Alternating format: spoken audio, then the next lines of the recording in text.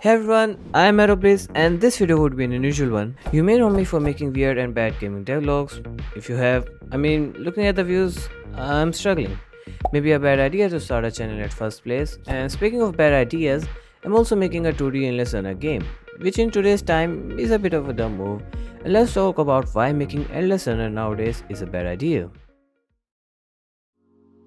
Before starting the main conclusive talk, let me first tell you what's an endless runner game. Endless runner, as the name suggests, is a type of game where you run endlessly. In these games, you have to survive as far as possible by dodging various obstacles. The game starts easy and gets more difficult as the time passes by. Generally, the speed is increased or there are more difficult obstacles. And the way it is described as a story is mostly a chase sequence. As far as most games goes, the result is not determined by winning or losing, as the player never actually finishes. Generally, it's described as high scores leaderboard. Some popular examples of these type of games include Subway Surfers, Temple Run, Jetpack Joyride, Vector, and so on.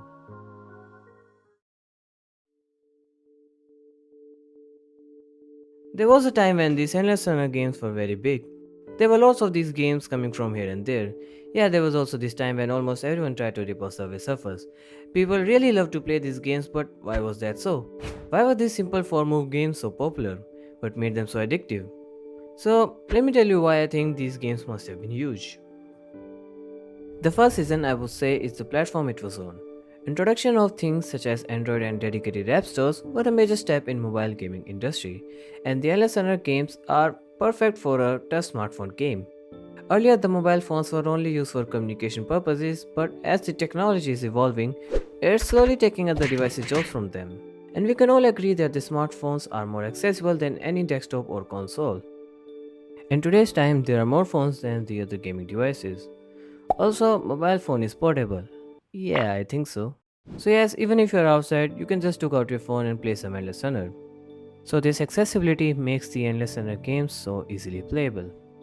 Another reasons could be that they are generally freemium games, meaning these games are free to play and they monetize themselves by the ads and in-app purchasing.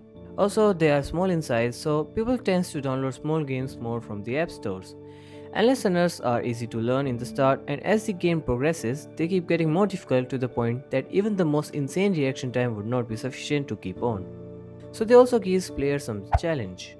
We could say these games are some fast-paced action which doesn't require you to put in a lot of time and effort, perfect for today's fast-paced society. One more important reason that this genre has a wide following is that these games appeal to a huge audience. Almost all age groups can play these games. And as I said earlier, these games are simple, so that simplicity also helps it to excel in every aspect. You know, monkey see, monkey play. Well, this was all why endless runners are addictive, famous and all, but what happened now? Why these games doesn't get the attention they once had, and why it's a bad idea to now make an endless runner? So, as I said earlier, these games are simple, and also these games are a lot repetitive. They might have a nice game flow, but once you get a hang of it, this starts to feel repetitive very quickly, which makes the game boring. And we all have played Subway Surfers and Temple Run a lot, which has some levels that are combined seamlessly that gets repeated very often. Also, there are a lot of similar games like these which actually doesn't offer anything different. Most of them are even complete ripoffs. So yeah, you got my point, they have become irrelevant and I would say even annoying. Also, nowadays, there are a lot of amazing big games on mobile phones, and if you consider small games for a little quality time, then there goes a ton lot of hyper casual games. So, the endless runner doesn't have any place to fit in. Nowadays, it's the era of online gaming, even on mobile phones. So, playing endless runner in today's time, it's pretty rare. It's out of trend. Alright, so you might be thinking, where are you, Tommy? You wrote all these thesis on how not to make an endless runner nowadays, and yet you. I get it. I might be crazy, but you know, it's kind of a dream of mine to make one.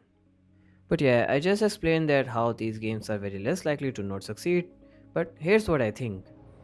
There is always room for something new. Basically, if you offer players that have not been offered before, they might enjoy it.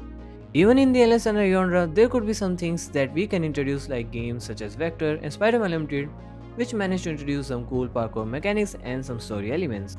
So I'm also trying to make something different than the classic endless runner games, which if you want to know about, you can watch my devlogs on that game. So that would be end for the video. Thanks for watching, subscribe, and here's a playlist to my endless runner devlog. Also, you can watch my other videos, I say they are pretty good. You might prove me wrong by watching them. Goodbye and see you next time.